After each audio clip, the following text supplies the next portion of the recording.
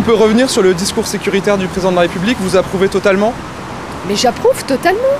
Vous ne pensez pas que les mises en garde de la Commission européenne, les avertissements de l'Union européenne? La Commission européenne, déjà, devrait faire son travail, qui est de se dire nous avons un vrai problème dans l'Union européenne, qui est l'intégration de ces populations qui ont été mises sur la touche depuis des dizaines et des dizaines d'années, qui n'ont jamais été intégrées. Est-ce que la France a, elle seule, la responsabilité d'intégrer des personnes en situation irrégulière sur son territoire? Vous pensez que non? Je pense que non. Je pense que l'Union européenne a une responsabilité au regard de l'argent et des subventions très importantes qui sont données dans certains pays. Je parle aux nouveaux entrants dans l'Union européenne qui ont le devoir de mettre en œuvre des politiques d'intégration de leur population.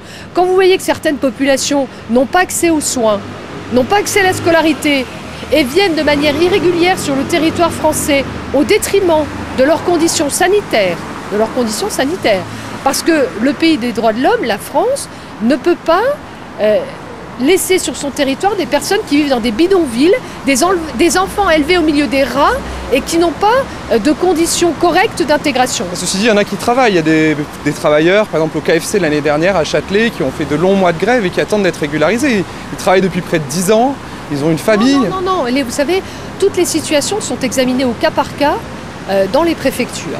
Donc, lorsqu'il y a des personnes qui vous disent qu'elles travaillent alors qu'elles sont en situation illégale, c'est leur employeur qui n'est pas en conformité avec ce. Donc certaines grandes entreprises françaises ne respectent pas le droit.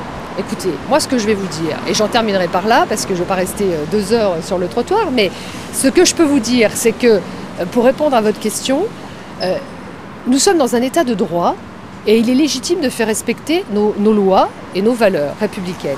Lorsqu'il y a des expulsions de camps en situation illégale sur le territoire, elles se font toujours au regard d'une décision judiciaire. C'est le juge qui prend la décision, au regard de nos lois, de demander le démantèlement de camps qui sont illégaux.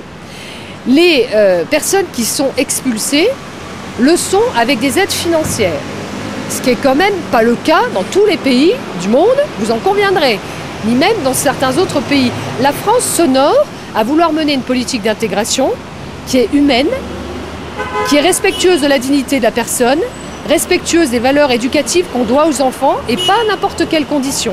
Alors on fait respecter nos lois et le président de la République a raison de faire respecter nos lois. Merci beaucoup Madame Morano.